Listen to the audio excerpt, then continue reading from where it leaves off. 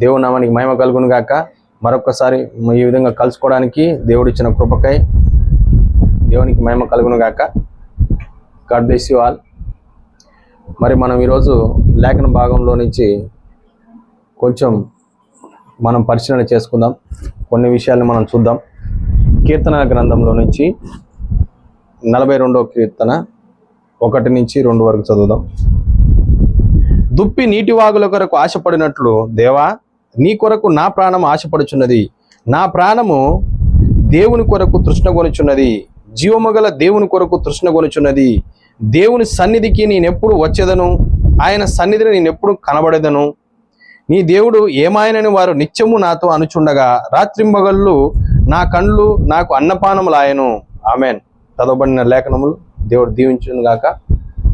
మనము ఇందులో నుంచి చిన్నదానిని మనం కొంచెం చూద్దాం. దేవుడు మనకి అనుగ్రహించిన దాని కొలది మనం ముందుకెళ్దాం. అసలు దాహం అంటే ఏంటి? అయితే దావీదు ఈ కీర్తన రాస్తున్నప్పుడు ఎంతో వేదన కలిగి ఉండవచ్చు అనేసి మన ప్రవక్త గారు మాట్లాడుతూ ఉన్నారు. ఎందుకంటే దాహము ఏదో మామూలు టైంలో రాదు, కానీ ఎంతో వేదనకరమైన సమయంలో మనకు దాహం వేస్తూ ఉంటుంది. అవునా కాదా అనేసి మన ప్రవక్త గారు మాట్లాడుతూ ఉన్నాడు. అయితే దుప్పి నీటి వాగుల కొరకు ఆశపడినట్లు నా ప్రాణము నీ కొరకు తృష్ణగొనుచున్నది ప్రభువా. అంటే దుప్పి నీటి వాగుల కొరకు ఆశపడడం అంటే ఏంటి? దుప్పికి ఎప్పుడైతే అడవి మృగాలు దానిని వెంటాడుతూ ఉంటాయో, ఎప్పుడైతే దానికి గాయపరుస్తాయో, అప్పుడు అది ఆ గాయంలో నుంచి రక్తం కారుతూ ఉన్నప్పుడు అది నీటి వాగుల కొరకట పరిగెడతా ఉంటుంది. ఎందుకు పరిగెడుతుంది అంటే, అది ఒకవేళ పరిగెట్టకుండా అలానే ఉంటే ఆ రక్తం కారిపోయి చచ్చిపోతుంది. కానీ నీళ్ళు ఎప్పుడైతే తాగుతుందో అప్పుడు ఆ రక్తం గడ్డ కట్టి అది బతుకుతుంది అంట. అర్థమైందా? అంటే ఆ దుప్పి నీటి వాగుల కొరకు పరిగెడతా ఉంటుంది. ఇక అది ఆగదు, అక్కడ ఆగలేదు. ఎందుకంటే ఆగితే చనిపోతుంది. దుప్పి నీటి వాగుల కొరకు ఆశపడుతున్నట్లుగా, అంటే అది ఏ విధంగా ఆశపడ్డప్పుడు ఏం చేస్తుంది అంటే అది వెతుకుతూ ఉంటుంది. ఎక్కడ ఎక్కడ ఎక్కడ అనేసి దాని ఒకటే గురి ఏంటంటే ఆ యొక్క నీరెక్కడ ఉంది, నీరెక్కడ ఉంది, నీరెక్కడ ఉంది అనేసి ఎతుకుతూ ఉంటుందట. అంతేగాని నీరు ఇక్కడికి వస్తే బాగుండు, నీరు నాకు దొరికితే బాగుండు అనేసి ఆగిపోదట. అది ఆశ ఏం చేస్తుందంటే వెతికేటట్టు చేస్తుందట. ఆశపడ్డ ప్రాణం తృప్తిపరచబడుతుంది అంటున్నాడు. అంటే నువ్వు ఆశపడ్డవు అని అంటే అర్థం ఏంటంటే నువ్వు వెతుకుతావు అని అర్థం. నీకు నిజంగా లోపల ఒక దాహం ఉంటే నువ్వు వెతుకుతావు, అంతేనా కదా? నీలో ఏముండాలి? ఒక దాహం ఉండాలి. దాహం ఉంటే నువ్వు వెతుకుతావు, కానీ లేకపోతే దాన్ని నువ్వు వెతకలేవు. నేను ఆశపడ్డా కానీ ప్రభువా నాకు ఇది దొరకలేదు అనేసి మనం అంటూ ఉంటాం. ప్రభువా నిజంగా నేను ఆశపడుతున్నా కానీ నేను దాన్ని చేయలేకపోతున్నా అని మనం అంటూ ఉంటాం. నిజంగా నువ్వు ఆశపడితే నువ్వు చేసేది ఏంటంటే నువ్వు వెళ్ళి దానికోసము నువ్వు ప్రయాసపడతా ఉంటావు, వేదన పడతా ఉంటావు. ఎప్పటి వరకు? అది పొందుకునేంత వరకు. అది పొందుకోకుండా నువ్వు ఉండడానికి నువ్వు ఇష్టపడవు. ఎందుకంటే పొందుకోకపోతే చచ్చిపోతావు. నీకు అర్థమవుతుంది. ఈరోజు యాక్చువల్గా మన దాహం ఎక్కడుంది? మనము దేని కొరకు మనం దాహం కొంటా ఉన్నాం? అర్థమవుతుందా? మనం అసలు దేని కొరకు దాహం కొంటా ఉన్నాం? నీవు నిజంగా చాలామంది అంటూ ఉంటారు. ఈరోజు మనం చూసుకున్నట్లయితే బర్త్డే పార్టీల గురించి మనం మాట్లాడుకుందాం. ఇది బర్త్డే పార్టీ చేసుకోవడం అన్నది ఇది తప్ప? యాక్చువల్గా అయితే ఏముంది బ్రదర్, మామూలుగా మనం గాడ్ బ్లెస్ యు చెప్పుకుంటాం కదా, అంతే. ఏదో చిన్న కేక్ తెచ్చుకొని కట్ చేసుకుంటాం, చిన్న సెలబ్రేషన్ లాగా మేము చేసుకుంటాం, కానీ పెద్దగా ఏం ఆడంబరాలు ఏం చేసుకో బ్రదర్ అనేసి మనం అంటా ఉన్నాం. కానీ బైబిల్ ప్రకారంగా చూసుకున్నట్లయితే బైబిల్లో ఎక్కడ కూడా బర్త్డేలు చేసినట్టుగా మనకు కనబడదు. అవునా కాదా? ఎందుకు అనంటే వాళ్ళందరూ ఒక గురి కలిగి ఉన్నారట. ఆమేన్. వాళ్ళందరూ ఏం కలిగి ఉన్నారు? ఒక గురి కలిగి ఉన్నారు. వాళ్ళకు ఒక దాహం ఉంది. ఆ దాహం ఏంటంటే వాక్య దాహం. ఏ దాహం? వాక్య దాహం. ఎందుకంటే బైబిల్లో నిజంగా మరి బర్త్డేల గురించి తెలియదా? ఈ సెలబ్రేషన్ల గురించి తెలియదా? మరి ఇవి చేసుకోరా అని అంటే ఆ బర్త్డేలు మరి హేరోదు రాజు చేసుకున్నట్టుగా మనకు కనపడతా ఉంటుంది. అవునా కదా? అంటే బర్త్డేలు వాళ్ళకి తెలుసు, తెలవదనడానికి సాకు లేదు. అయితే ఏముంది, ఇది చిన్న విషయం కదా, దీన్ని పట్టించుకోనేది ఏంది? అందుకే అంటాడు మనము ఈ చివరి దినాల్లో మనకు కావాల్సింది ఏంటంటే వాక్యము కొరకు నిలబడుట. అంటే అది చిన్నదే కావచ్చు, కానీ నీ గురిని తప్పిస్తుంది. మరి ప్రభువైన యేసుక్రీస్తు పుట్టిన తర్వాత మరి నిజంగా మనం అంటా ఉంటాం, క్రిస్మస్ కూడా మనం చేసుకోం. క్రిస్మస్ అంటే ఏంటి? క్రీస్తు పుట్టుకే కదా, బర్త్డే. మనం ఎందుకు చేసుకోవట్లేం? యాక్చువల్గా క్రిస్మస్ ఎందుకు చేసుకోము అని అంటే ఆయన పుట్టిన తేదీ అది కరెక్ట్ కాదు అనేసి మనం అంటూ ఉంటాం. అవునా కదా? అంటే సరే, ప్రభువైన యేసుక్రీస్తు పుట్టింది మనకు తెలియదు, కానీ శిష్యులకు తెలియదా? అపోస్తులకు తెలుసా లేదా? ప్రభువైన యేసుక్రీస్తుకు తెలుసుగా. పోనీ యేసు ప్రభు ఒకవేళ బర్త్డేలకి ఒకవేళ అనుమతి ఇచ్చినట్టయితే మరి ఆయన బర్త్డే డేట్ చెప్పేవాడు కదా, మళ్ళీ సెలబ్రేషన్ చేసేవారు కదా. ప్రభువైన యేసుక్రీస్తు చేయకపోయినా కానీ ఆయనకి చాలా ఇష్టమైన శిష్యులు ఉన్నారు కదా, మరి శిష్యులైనా బర్త్డే పార్టీలు చేయాలి కదా. మరి ఎందుకు బర్త్డే పార్టీలు చేయడానికి ఇష్టపడలేదు అని అంటే చిన్న ఎగ్జాంపుల్ నేను మాట్లాడతాను దాని గురించి.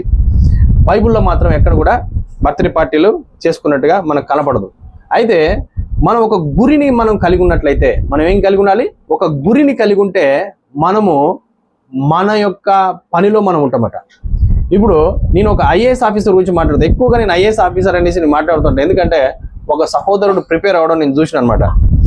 ఆ సహోదరుడు నిజంగా తలుపులు వేసుకొని చదువుకోవడం, అది ఎంత క్రిటికల్ అయిన ఎగ్జామో, అది పొందుకోవాలంటే ఎంత కష్టపడాలనో ఆ వ్యక్తిని చూసినప్పుడు నాకు అర్థమైంది. అయితే దాని గురించి నేను ఎగ్జాంపుల్ కొంచెం ఎక్కువగా మాట్లాడడానికి నేను చాలాసార్లు మాట్లాడడానికి ఇష్టపడతా ఉంటాను. అయితే ఇప్పుడు ఆ వ్యక్తికి ఒక 3 నెలల్లో ఐఏఎస్ ఎగ్జామ్స్ ఉన్నాయనేసి ఆ వ్యక్తికి తెలపబడినప్పుడు ఆ వ్యక్తి ఏం చేస్తాడో తెలుసా? ఇంట్లోకి వెళ్ళి తలుపేసుకొని ఎవరిని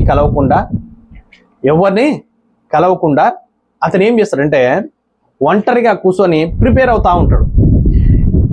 ఇప్పుడు ప్రిపేర్ అవుతా ఉన్నప్పుడు ఇతను చాలా ఒక గురి కలిగి ఉన్నాడు. ఏం కావాలని గురి కలిగి ఉన్నాడు? ఒక ఐఏఎస్ ఆఫీసర్ కావాలన్నా ఒక గురి కలిగి ఉన్నాడట. ఈ గురి కలిగి ఉన్నప్పుడు ఆ వ్యక్తి ఎప్పుడు కూడా ఇప్పుడు ఆ గురి మీద ఆశ పెట్టుకొని ఆయన దాని గురించి ఎంతో దాహం కలిగి దాన్ని చదువుతూ ఉంటాడు.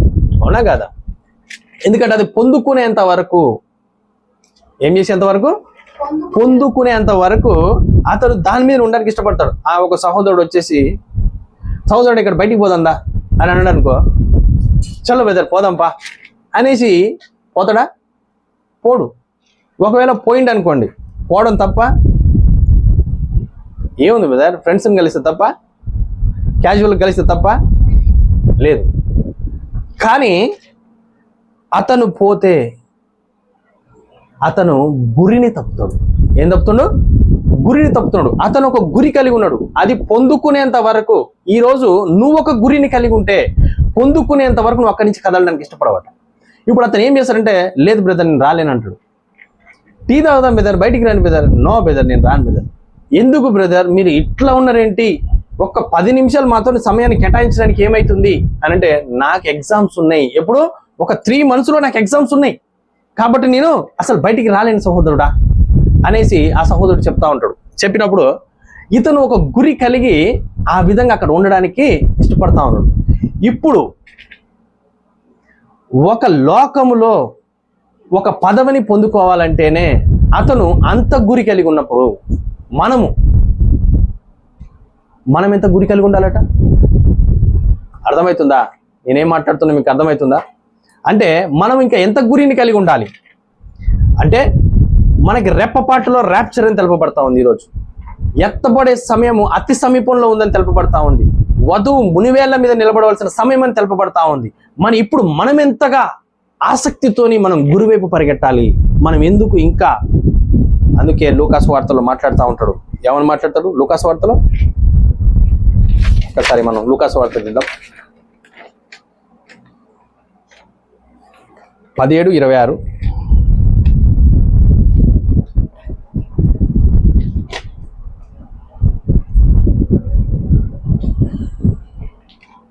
నోవాహు దినములలో జరిగినట్టు మనుష్య కుమారుని దినములలోనూ జరుగును. నోవాహు ఓడలోనికి వెళ్ళిన దినము వరకు జనులు తినుచు త్రాగుచు తాగుచు పెళ్లి తీయబడుచు ఉండిరి. నేను ఒక క్వశ్చన్ అడుగుతా ఇక్కడ. తినడం, తాగడం, పెళ్లిళ్ళు చేసుకోవడం అర్థమవుతుందా? తప్ప? కానీ ఇక్కడ ఏమంటుండే వీళ్ళు, నోవాహు దినములలో జరిగినట్టుగానే తినుచు త్రాగుచు ఎంజాయ్ చేస్తూ పెళ్లిళ్ళు చేసుకుంటూ వాళ్ళ పనులలో బిజీగా ఉన్నారు అని మాట్లాడుతున్నారు. బిజీగా ఉండిపోతున్నారు. బుద్ధి లేని కలిగి చేసే పని ఏంటి? బిజీ అయిపోతుంది. ఏం బిజీ? ఆమె ఎవరు? కన్యకనే. కానీ ఆమెకి ఏం లేదు? బుద్ధి లేదు. అంతే. ఏం లేదు? బుద్ధి లేదు. ఎందుకు లేదు? ఆమెకు అంత చదివింది, వర్తమానం అంతా చదివింది, వర్తమానం అంతా ఆమెకు తెలిసింది. అయితే ఎత్తబాటు గురించి మాట్లాడేసరికి ఆమె ఏమంటుందంటే, చెప్తానే ఉన్నారు కదా, ఎంతో చిన్నప్పటి నుంచి వస్తాడు వస్తాడు వస్తాడు వస్తాడు అని చెప్తా ఉన్నాడు. కానీ ఆయన వస్తాడు అంతే. ఇక నువ్వు తప్పు చేయకమ్మా, ఇక చెయ్యకు అనేసి లేఖనం చెప్తున్నప్పుడు వర్తమానంలో ఉన్న వారికి బాగా ఏమైందనంటే తెలివి పెరిగిపోయిందట. నేను కొంతమందికి ఏంటంటే, దేవుడు కృపామయుడు. ఏమైనాడు? కృపామయుడు, దయామయుడు, కరుణామయుడు. పోయి మనము ఇప్పుడు అబద్ధం ఆడేసి మనం ఆయన దగ్గరికి పోయి మరలా ప్రభువానని క్షమించు అనగానే క్షమించేస్తాడు, ఇంకే ప్రాబ్లం లేదు అనేసి ఈరోజు చాలా మంది అబద్ధములు ఆడుతూ ఉన్నారు, సినిమాలు చూస్తూ ఉన్నారు, దొంగతనాలు చేస్తూ ఉన్నారు, వ్యభిచరిస్తూ ఉన్నారు. అర్థమవుతుందా? వ్యభిచారం అంటే ఏందో మనకు తెలుసు, దొంగతనం అంటే ఏందో మనకు తెలుసు, అబద్ధాలు ఆడడం అంటే ఏందో మనకు తెలుసు, లోక దాహము కలిగి ఉండడం అంటే ఏందో మనకు తెలుసు. ఈరోజు ఇవన్నీ చేసుకుంటూ కూడా ఇంకా మేము కరెక్ట్గానే ఉన్నాము అనేసి మనం భ్రమలో బ్రతుకుతా ఉన్నాం. అవునా కాదా? ఇది మన హృదయాంతరంగంలో మనం గుర్తెరగాలి. ఎందుకనంటే మన దాహము ఎక్కడుంది? మనము దేని కొరకు మనము ఎతుకుతా ఉన్నాం? దేని కొరకు మనం సిద్ధపడతా ఉన్నాం? నిజంగా ఒక స్త్రీకట ఆమెట అందం కొరకు దాహం కలిగి ఉంటుందట. దేని కొరకు? ఒక అందం కొరకు దాహం కలిగి ఉంటుంది. 75 పేరాలో మాట్లాడతారు దాహం అనే వర్తమానంలో. ఏంటంటే అందము కొరకు దాహం కలిగి ఉంటుందట. అందంగా ఉండాలి, మంచిగా కనపడాలి అనేసి ఆమె కోణంలో ఆమె దాహం కలిగి ఉంటుంది. కొంతమంది డబ్బు కొరకు దాహం కలిగి ఉంటారు, కొంతమంది అధికారం కొరకు దాహం కలిగి ఉంటారు, కొంతమంది దేని కొరకు దాహం కలిగి ఉంటారు? వాళ్ళని వాళ్ళు చూపించుకోవడం కోసం దీని కొరకు దాహం కలిగి ఉంటారు. కానీ ఈరోజు మన దాహం దేని మీద ఉంది? మనం దేని కొరకు దాహం కొనాలి? నిజంగా మీరు చూడండి, ఈరోజు సాతాను ఎంత కుయుక్తిపరుడో మీరు చూడండి. ఏంటంటే మనకేం చేస్తున్నానంటే ఈఎంఐ అనే ఉచ్చులో పడేస్తా ఉన్నాడు. నిజంగా ప్రతిది కూడా మనకి వాక్యం రావాలంటే అనుభవపూర్వకంగా మనకి ఇవ్వబడుతుంది. అర్థమవుతుందా? మనకి అనుభవపూర్వకంగా మనకి తెలపబడుతుంది. వధువు యొక్క గుణలక్షణము ఏంటి అని అంటే ప్రవక్త గారు మాట్లాడుతున్న దాహం అనే వర్తమానంలో ఏంటంటే ఆమెట వాసన పట్టేస్తుందట. ఏంటి? వాడి యొక్క వాసనను పడుతుందట. దుప్పి ఎప్పుడైతే ఆ తోడేలు ఈ సరౌండింగ్లో ఉంటే దాని వాసనని పసిగట్టి పారిపోతుందట. అంటే కొంచెం దూరం ఉండగానే దాని వాసనని పసిగట్టే గుణలక్షణాన్ని కలిగి ఉందట. అది దానిలో పెట్టబడ్డది అంటాడు. అంటే మనం ఈరోజు మనలో ఏ గుణలక్షణం పెట్టబడ్డది? వాని యొక్క ప్రతి కుయుక్తిని పసిగట్టే గుణలక్షణం మనలో పెట్టబడ్డదట ఈరోజు. అర్థమవుతుందా? అంటే ఇప్పుడు ఏ విధంగా వాడిని మనం అటాక్ చేస్తా ఉన్నాడు? ముద్రలు తెరవబడ్డాయి అని అంటే 4 గుర్రాల మీద వచ్చి స్వారీ చేసిన వాడి గురించి మనం చదివినట్లు కాదు మనకి. అర్థమవుతుందా? అప్పట్లో ఏమి జరిగింది, ఎలా జరిగింది అనేసి మనం తెలుసుకొని మనం మాట్లాడడానికి మనం ఇక్కడ లేం. కానీ ఎప్పుడైతే నువ్వు తిరిగి జన్మిస్తావో అంటుండు. ఏంటి? ఎప్పుడైతే నువ్వు తిరిగి జన్మించి పరిశుద్ధాత్మను పొందుకుంటావో వాని యొక్క వాసనని పసిగట్టే గుణలక్షణం నీ లోపలికి వస్తుందట. ఆమేన్. ఇప్పుడు ఆ గుణలక్షణం ఏం చేస్తుందంటే వాడు వేసే ప్రతి కుయుక్తిని, సంఘంలో నడిచే విధానాన్ని, ప్రతి దానిని పసిగడుతుందట. పసిగట్టేసి దానిని తెలియజేస్తూ ఉంటుందట. అర్థమవుతుందా? ఇప్పుడు సంఘంలో ఏ విధంగా వాడు దూరుతా ఉన్నాడు, వాడు ఏ విధంగా వాడు ఏళ్తా ఉన్నాడు, ఇవన్నీ పసిగట్టి గుణలక్షణం ఉంటుందట. అయితే ఈఎంఐల గురించి మనం మాట్లాడితే వాడు మనకి ట్రాప్ వేస్తూ ఉంటాడు. ఎందుకంటే ఇప్పుడు మన దగ్గర సపోజ్ ఒక 5 లక్షలు ఉన్నాయి అనుకుందాం. ఇప్పుడు 40 లక్షలు ఇల్లు తీసుకుంటున్నాం మనం. ఏం తీసుకుంటున్నావు? 40 లక్షలు పెట్టి ఇల్లు తీసుకుంటున్నావు, ఎగ్జాంపుల్ మాట్లాడుతున్నాను నేను. అయితే ఆ 40 లక్షలు పెట్టి ఇల్లు తీసుకున్నప్పుడు ఇప్పుడు నీకు ఒక 60,000 70,000 శాలరీ ఉందనుకుందాం. అయితే ఇప్పుడు నేను ఏం చేసిండానంటే నీకు వచ్చేదాన్ని చూపెట్టేసి నీకు ఒక ట్రాప్ వేసిండు. వాడు ఏమేసిండు? ఒక ట్రాప్ వేస్తా ఉన్నాడు. ఇప్పుడు ఈ ట్రాప్ వేయగానే నువ్వేం చేస్తున్నావు అంటే నాకు ఇంత వస్తుంది కదా, నేను తీసుకోవడం నాకేం ప్రాబ్లం లేదు, నేను తీసేసుకోవచ్చు అనేసి వాడు నీకు ఒక ట్రాప్ వేసేసి నీవు నిజంగా వధువైతే నీకు ఒక ట్రాప్ వేస్తాడు. అర్థమవుతుందా? కానీ నువ్వు దాన్ని పసిగట్టి నువ్వు తప్పించబడతావు. ఎందుకంటే పాము వలె వివేకులై పావురం వలె నిష్కపటులై ఉండమంటాడు. వివేకత ఎక్కడ చూపెట్టాలనంటే వాని నుంచి తప్పించబడుటలో వివేకత చూపెట్టాలట. ఏ విధంగా? మనము ఒకవేళ మేక యొక్క స్వభావం కలిగి మనము వాటితో ఫైట్ చేసే స్వభావాన్ని మనం కలిగి ఉన్నట్లయితే మనలో పావురం లాంటి నిష్కపటమైన మనసు ఉండదు. ఇప్పుడు ఈ వివేకత దేనికోసం వధువుకి ఇవ్వబడ్డది అంటే ఇది ఏంటి? వివేకత అంటే ఏంటి? ఆమె అక్కడి నుంచి తప్పించబడుట కొరకు మాత్రమే వాడుతున్నారు. దేని కొరకు? తప్పించబడుట కొరకు. వాసనని పసిగట్టి పారిపోతుంది. అర్థమవుతుంది? అయితే వీళ్ళు కొంటారు. కొన్న తర్వాత ఏమవుతుంది? ఐటీ రంగం కొంచెం తక్కువ అవడమో, లేకపోతే జాబ్ పోవడమో, లేకపోతే అంతకన్నా కొంచెం తక్కువ శాలరీ రావడమో, ఏదో ఒకటి వాడు ప్రాబ్లమ్ని క్రియేట్ చేస్తాడు. అప్పటి వరకు నీ ఆత్మీయ జీవితం మంచిగా బైబిల్ చదువుతూ ప్రార్థనలు చేస్తూ ఇంట్లో రివైవల్గా మంచిగా నువ్వు ఎదుగుతా ఉన్న సమయం ఇది. అయితే నీకేం చేసిండే? చిన్న ట్రాప్ వేసి నీ దాహాన్ని తిప్పేసాడు. ఏం చేసిండు? చిన్న ట్రాప్ వేసి నీ దాహాన్ని తిప్పేస్తాడు. తిప్పేగానే నీవు ఎప్పటి వరకు నువ్వు కలిగి ఉన్న మనశ్శాంతిని, నువ్వు ఎప్పటి వరకు కలిగి ఉన్న ప్రార్థనలని, నువ్వు ఎప్పటి వరకు కలిగి ఉన్న దాహాన్ని తీసేస్తావు. నీకు తెలియదు, నీకు అర్థం కాదు. అప్పుడు ఏమవుతుంది?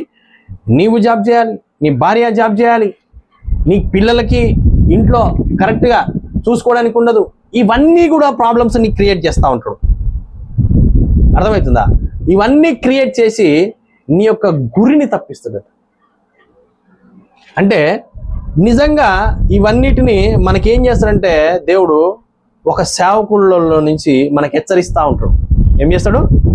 ప్రతిదీ కూడా మనం ఈరోజు ఏ దాహాన్ని కలిగి ఉన్నాం, అసలు మనం ఏ విధంగా జీవిస్తూ ఉన్నాం, మన దాహం అసలు మన గురి దేని మీద ఉండాలి అన్న దాన్ని సేవకుల గుండా మనకి తెలియజేస్తూ ఉంటాడు.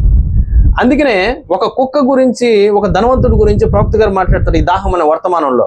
ఏంటంటే ఆ ధనవంతుడట ఇక రేపు అధికమైన ధనవంతుడు కాబోతా ఉన్నాడట. ఏ విధంగా? 218 పేరాల మాట్లాడతారు. ఏంటి?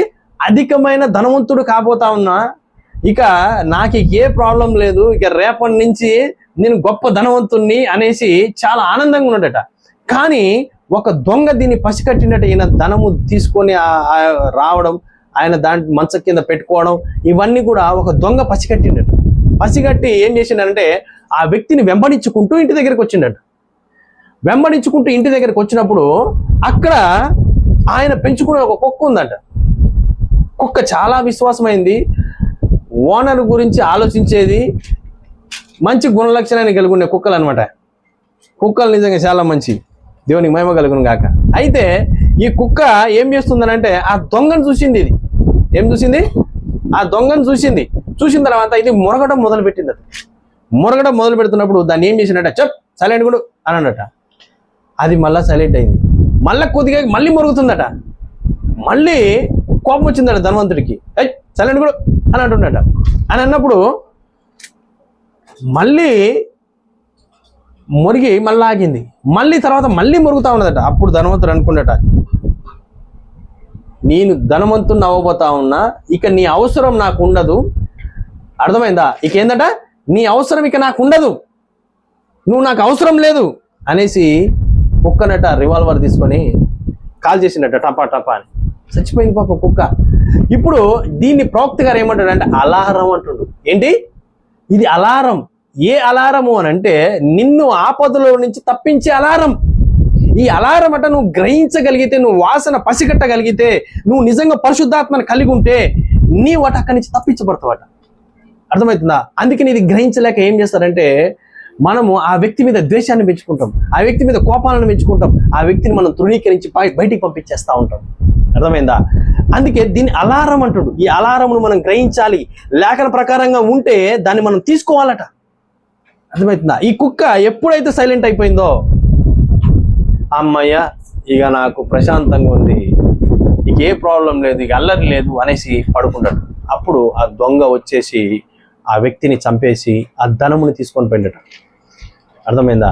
అంటే దేవుడు మనకి ఒక హెచ్చరికని ఇచ్చినప్పుడు మనం గ్రహించగలిగే స్థితిలోకి రావాలి. ఎప్పుడు మనం ఆ గ్రహించగలిగే స్థితిలోకి వస్తాము అని అంటే మనమట తిరిగి జన్మించినప్పుడు అంటాడు. ఏంటంట? తిరిగి జన్మించినప్పుడు మనం గ్రహించగలిగే స్థితిలోకి వస్తామట. అప్పటి వరకు మనం ఆ గ్రహించగలిగే స్థితిలోకి మనం రాలేం. మనం చదివిన జ్ఞానం ద్వారా మనం గ్రహించగలిగే స్థితిలోకి రాలేం. నేర్చుకోగలం, మనం వర్తమానాన్ని నేర్చుకోగలం, వర్తమానాన్ని మాట్లాడగలం. కానీ ఎప్పుడైతే నువ్వు పరిశుద్ధాత్ముడు వస్తాడో అక్కడ నువ్వు పసిగట్టగలుగుతావు. దాన్ని వివేకత, వాని యొక్క కుయుక్తిని మనం పసిగట్టగలమట. వాడు ఎక్కడి నుంచి పనిచేస్తున్నా మనం చూడగలబట్టుండు. అర్థమవుతుందా? అదే విధముగా మనం ఇప్పుడు మనకు కూడా హెచ్చరికలు ఇవ్వబడతా ఉంటాయి. ఇవ్వబడినప్పుడు ఇంకో చిన్న ఎగ్జాంపుల్ మాట్లాడతాను. ఏంటంటే ఇప్పుడు మనం ఒక కార్ని తీసుకుందాం. ఒక కారులో మనం ప్రయాణం చేస్తూ ఉంటాం. ప్రయాణం చేస్తూ ఉన్నప్పుడు అది ఏం చేస్తుందంటే నీకు సీట్ బెల్ట్ పెట్టుకో అంటది. ఏమంటది? సీట్ బెల్ట్ పెట్టుకో అని కీ కీ కీ కీ కీ అంటది. అర్థమవుతుందా? అయితే మనం పెట్టుకోకుండా నిర్లక్ష్యం చేసి మనం గట్లనే నడుపుకుంటూ పోయినాం అనుకో, కీ కీ కీ కీ అంటది. కొద్దిసేపు మొత్తుకుంటుంది, ఇంకా కొద్దిసేపు అరుస్తుంది, ఆ తర్వాత సైలెంట్ అవుతుంది. అర్థమవుతుందా? ఏమవుతుంది? సైలెంట్ అవుతుంది. ఇప్పుడు అది సైలెంట్ అయింది అని అంటే అర్థం ఏంటి? నీకు ఇక ఆపద పోయినట్ట.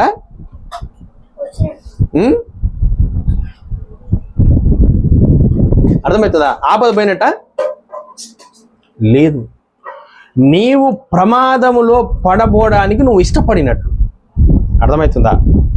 నీవు ప్రమాదంలో పడడానికి నువ్వు ఇష్టపడుతున్నావు. ఇక అది నువ్వు ఇష్టపడ్డావు. కానీ నువ్వేమనుకుంటున్నావు? బుద్ధి లేని కన్యక వల్ల ఏం కాదులే, ఈయన చెప్తే నేను వినాలా, ఏం కాదులే అనేసి మనము గర్వంగా మనం ముందుకు పోతా ఉంటామట. కానీ ఆ హెచ్చరిక నువ్వు తీసుకుంటే, ఆ హెచ్చరిక నువ్వు తీసుకొని నీవు సీట్ బెల్ట్ పెట్టుకుంటే నీకు ప్రమాదం అన్నది చెప్పిరాదు. ముందు ఇది గమనించాలి అందరూ. ప్రమాదం అన్నది చెప్పిరాదు, అనుకోకుండా వచ్చేదే ప్రమాదం. ఇక్కడి నుంచి కాపాడేది ఎవరు? దేవుడు. దీనికంటే ముందు ఏం చేస్తాడు? హెచ్చరికనిస్తాడు. ముందు హెచ్చరిక, తర్వాత తీర్పు. ఇప్పుడు ఈ అలారం మోగుతూ ఉంటుంది అంటాడు. ఈ అలారం మోగినప్పుడు మనము సిద్ధపడాలి, మనము సెటరేట్ అవ్వాలి. ఇక మనం అక్కడ ఉండడానికి ఇష్టపడాలి. కానీ ఈ అలారముని ఏం చేస్తారంటే దీన్ని చిన్న చూపు చూస్తావు. హెచ్చరికకి ఎవరు ఇష్టపడరు. ఏం చేయరు? హెచ్చరికకి ఎవరు ఇష్టపడరు. ఆ తర్వాత ఏమవుతుంది? అసలు సీట్ బెల్ట్ పెట్టుకుంటే ఏమవుతుంది, పెట్టుకోకపోతే ఏమవుతుంది? పెట్టుకున్నావు అనుకో, నీకు ఎప్పుడైతే యాక్సిడెంట్ అవుతుందో కాగానే ఎయిర్ బెలూన్స్ ఓపెన్ అయిపోతాయి. బెలూన్స్ ఓపెన్ అయిపోయి నీకు ప్రొటెక్ట్ చేస్తుంది. అర్థమవుతుందా? ఎప్పుడైతే నువ్వు వాక్యాన్ని నువ్వు విని, ఆ హెచ్చరికని నువ్వు విని నీలో ఉన్న తప్పిదము నువ్వు సరి చేసుకుంటావో ఆ ప్రమాదంలో నుంచి ఆ వాక్యం నిన్ను కాపాడుతుందట. దేవునికి మహిమ కలుగును గాక. ఏం చేస్తుంది? ఆ వాక్యము ఆ ప్రమాదంలో నుంచి నిన్ను కాపాడుతుందట.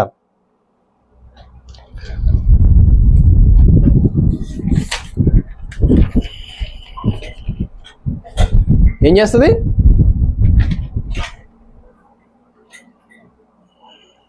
అందుకే మనము హెచ్చరికలు వచ్చినప్పుడు మనం ఏం చేయాలి? తీసుకోవాలి. కానీ మనం ఈరోజు ఏ దాహాన్ని కలిగి ఉన్నాం? నిజంగా ఇజ్రాయేలీలు ఐగుప్తు నుంచి బయలుదేరినప్పుడు జాగ్రత్తగా వినాలి. ఇటు సైడ్ ఇజ్రాయేలీలు ఐగుప్తు నుంచి బయలుదేరినప్పుడు అక్కడి నుంచి 20 లక్షల మంది బయలుదేరారట. ఎంతమంది? 20 లక్షల మంది బయలుదేరారట. కానీ అందులో వాగ్దాన భూమిలోకి చేరిన ఎంతమంది? 2.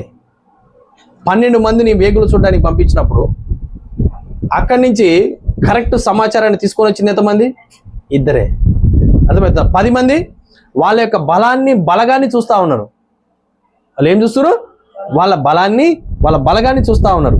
కానీ యెహోషువ, కాలేబులు మాత్రం ఏం చూస్తారు? దేవుని యొక్క వాగ్దానాన్ని, గురిని చూస్తున్నట. నీవు ఈరోజు గురి పట్ల నువ్వు దాహాన్ని కలిగి ఉన్నావా?